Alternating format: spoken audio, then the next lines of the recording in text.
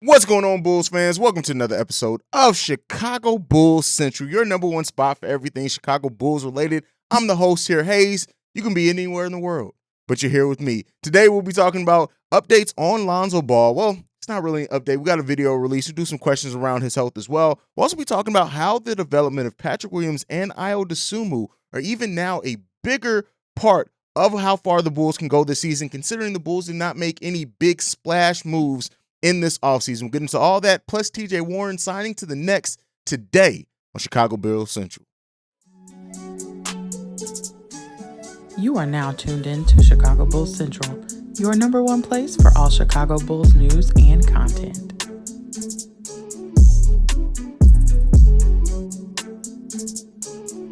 All right, fam.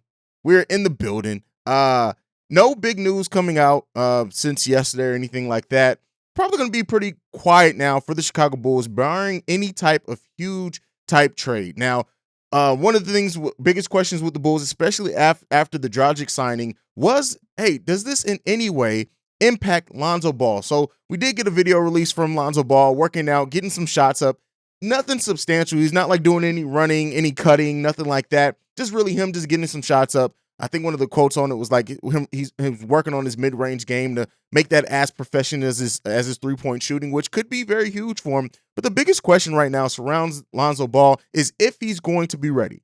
Was the signing of Dragic being a sign of anything of maybe Lonzo not being ready to go at the start of the season? You know, all those questions still remain. We don't have any super firm updates as far as Lonzo Ball's health, but we do want to talk about this, right? Regardless of the questions surrounding Lonzo Ball's health, we know what Lonzo Ball was when he was on the court for the Chicago Bulls. Now, one of the things that I have said and I will always be very vocal about is that I don't feel like Billy Donovan even used Lonzo Ball to the best of his abilities. I feel like Lonzo Ball was a lot of times turned into just a shooter and really wasn't even given the keys to really do some playmaking in the half-court offense, as well as, unleash a little bit more of his game of being able to put the ball on the floor, get to the cup, things like that. Now, some of this is on Lonzo as well, right? We don't want to put everything on Billy Donovan and the coaching staff. There were absolutely times that Lonzo did get to the rim. He did penetrate the defense, but then he made these awkward passes that sometimes turned into turnovers. Outside of that, rather than finishing hard around the rim, and by that I don't mean like dunking on somebody. I just mean like getting a better layup package, being more creative layup-wise to kind of take advantage of penetrating the defense. Now, sometimes penetrating the defense is going to open up threes. We know that the Bulls team was at the bottom of the league in three-point attempts per game. We were higher in the league in three-point percentage when Lonzo was there. But with that being said, with looking at Lonzo, especially now, one of the things that I'm doing in this video, I'm going to talk about Lonzo, talk about Ayo, talk about Patrick Williams, is that because of the Bulls not making any huge moves in free agency, and I think even if you're on the positive side of this free agency and offseason, there was not any of the big flashy type moves like we did last season. You can't expect that every season, right? You can't expect that. So a lot of the Bulls' improvement, if it is going to come, through better coaching. It's going to come through continuity, which is something that AK and Eversley preached about very heavily, but it's also going to come through the development of players and using those players and their developing skills, utilizing that better in the offensive and defensive schemes. So with Lonzo Ball, a healthy Lonzo Ball, we know what he can mean for the Bulls as far as getting turnovers, what he can mean as far as pushing the pace, getting out in transitions, getting easy buckets for players.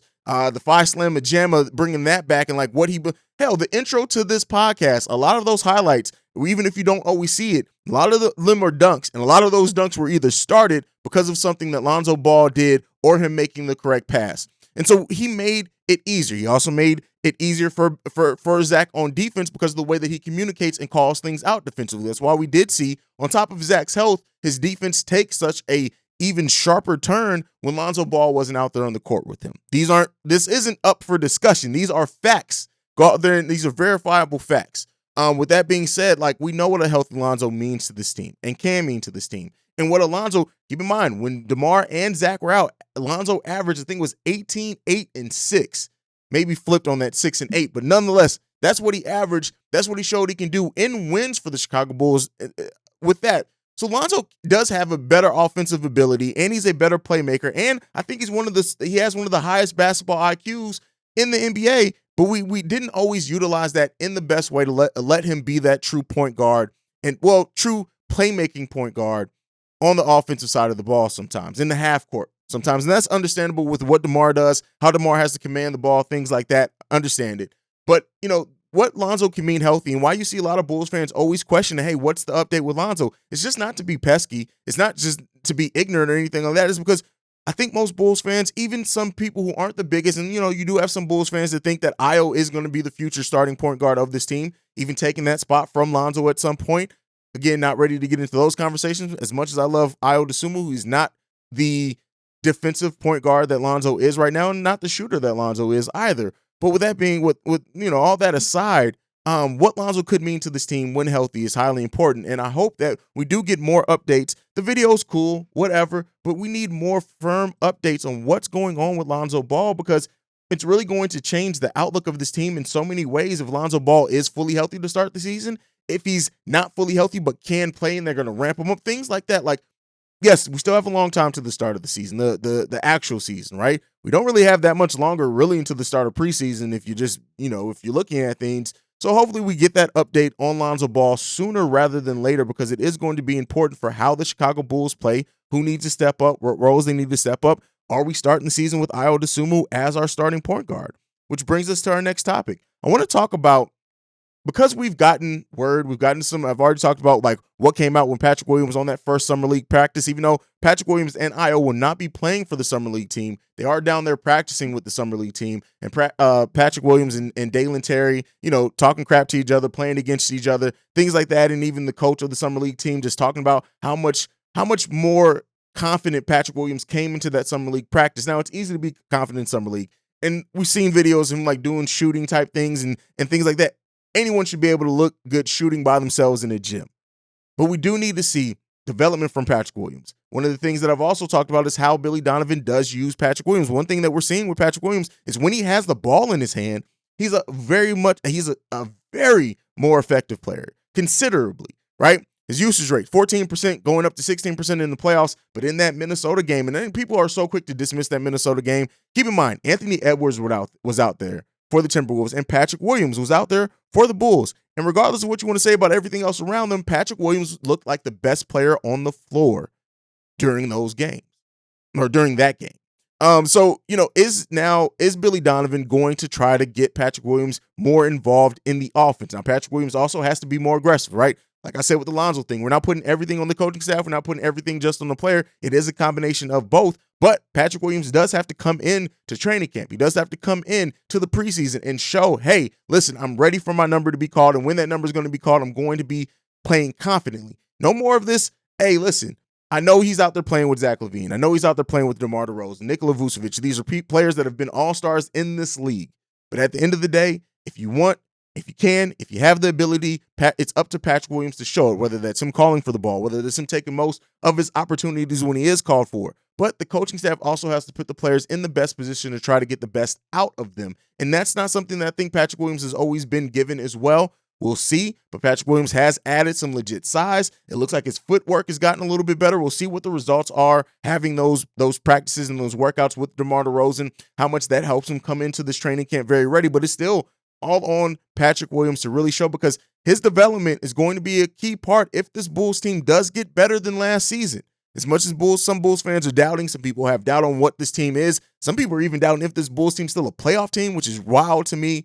But with that being said, Patrick Williams has to show that he belongs. He has to show that he's willing to step up and make that leap. And that starts every day. And for the people who are now questioning if Patrick Williams is a powerful, listen, this is the modern NBA. I've said this before, and I'm going to say this so many times. Stop being Vincent Kennedy McMahon about size. This is the modern NBA. Guess what? Patrick Williams is 6'7", almost 6'8", with a almost 7'1" wingspan. He's a power forward in this league and can play power forward in this league. And actually, I know some people think he has more advantages moving back to the three. I honestly see that Patrick Williams could have more advantages at the four because of he's not the best he doesn't have the best lateral quickness. And there are some very quick threes in this league. I think him going down to the four, he actually then takes the advantage with quickness. But he has to be aggressive. He has to show it. Patrick Williams will be our starting power forward in this league, and it looks like Derrick Jones Jr. is probably going to be his backup as well, and maybe some Javonte still going to be there. Now, I know that's not what Bulls fans, and even me, Not what I hope that would come out of this offseason, but it looks like we're still going to have a pretty small power forward rotation. But in this modern NBA, that could be fine. But Patrick Williams' development is going to be hugely important to what this Bulls team does this upcoming season. Now, let's talk about Ayo Dosunmu's development as well. Picture got released of Ayo Dosunmu down at the Summer League practice as well. He's added some very quick and key muscle. Looks like lean muscle as well. Looks very more solid and a little bit bulkier as well.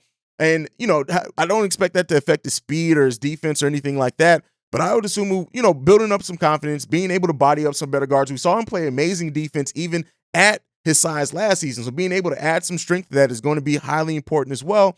And if Ayo Dosunmu is the starting point guard to start the season, we're going to have to see some growth in his playmaking, some growth in his shooting, better confident shooting. As I said before on the show many times, this Ayo Dosunmu was a scorer in college. We haven't really seen the confident scorer that he was in college come in the NBA some, whether that ends up being a mid-range game. If he ends up improving at three, we're going to need to see that. But the thing is, and why I wanted to talk about these two players' key is because their development, as well as what Dalen Terry can give to a much lesser degree. Justin Lewis, will see what he ends up doing.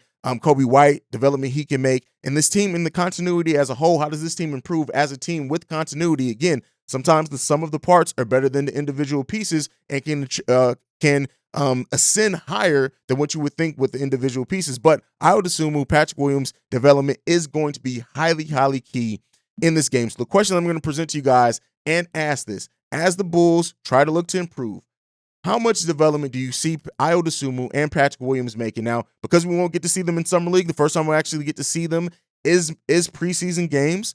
So be on the lookout for that, but we won't get to see them, unfortunately, in Summer League to really dictate that. I didn't expect Patrick Williams. I did think that Ayo Dosunmu was going to play, but it seems like neither one of them are going to play in Summer League, and that's because they've already earned their rotation, right? They've earned their rotational minutes. That doesn't mean that everyone who earns their spot in the rotation doesn't practice or contribute to Summer League. But again, Patrick Williams, Ayo Dosunmu, we know the roles that they're going to have on this team. They're going to be big cogs in whatever the Bulls do. So that's why they're probably not playing in Summer League. So one of the things, pieces around the NBA that we want to talk about before we go is TJ Warren does sign with the Brooklyn Nets. Now, it's so much turmoil. We don't know what team the Brooklyn Nets are going to be fielding out there. But TJ Warren, the fact that he only got a one-year deal, probably for the veteran minimum, because at this time the money hasn't been released. So more than likely it's probably going to be a veteran minimum deal or very close to that. With that being said, some Bulls fans really wanted TJ Warren, and I had said that I wouldn't be interested in TJ Warren at the veteran minimum spot, but it seems like the Bulls did fill that last roster spot with Dragic. So with that, TJ Warren didn't really have a spot on this team anymore. I would have kind of liked to see him, like I said, at the veteran minimum, see what he can give. But considering how long he's been out with injury, never wanted to spend big money on TJ Warren. So at least he get to play with the Nets, see what he can do. 1-year deal.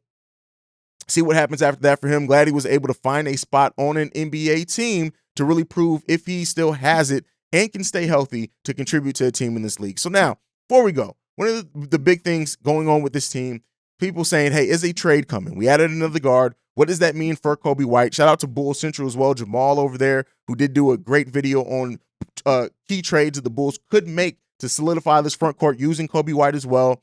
The Bulls trade player exception expires in about 24 hours. I think more like 36 hours. Don't expect the Bulls to use that. While, yes, using the trade player exception would send the Bulls into the luxury tax, it wouldn't hard cap them. Only using that full MLE hard caps them so they could use it. But I don't expect the Bulls to use that trade player exception. Now, that doesn't mean that the Bulls may not be active on the trade market. What does that mean? What could the Bulls do with the trade market? I don't foresee something here shortly, maybe close to the season, maybe midway through the season. We'll see. I do think the Bulls are probably going to make a trade at some point during the season to kind of balance out this roster once everybody's healthy and once things they see where things are. If a trade that benefits the Bulls presents itself, or they go after one. But don't expect any more moves for the Chicago Bulls this offseason. I really do think the Bulls offseason, barring a big-time trade, if the Bulls make a trade, I think it's going to be a big-time trade. But I don't really expect the Bulls to make a trade. I know a lot of Bulls fans are hoping that we can get in on the KD. I know some Bulls fans are even talking about some players on the Nets or getting McDermott back, or other things that the Bulls can get in on. The Ayton thing. I think those conversations are all but over. DeAndre Ayton, Julius Randle, James Harden, probably the two biggest chips left to fall to see what happens with them.